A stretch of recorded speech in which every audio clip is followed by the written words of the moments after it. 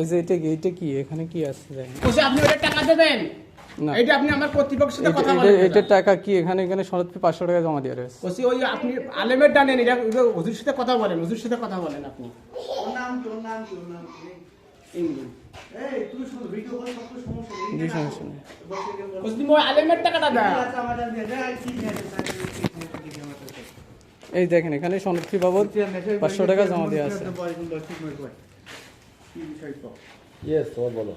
বসো তুই এসে বসো। না বসা লাগছে না, আপনি বলবেন। আরে ভিডিও চালুক সমস্যা নেই। না ভিডিও চলে সমস্যা ও ভিডিও করার কি সমস্যা কি? মানে এটা 32 টাকা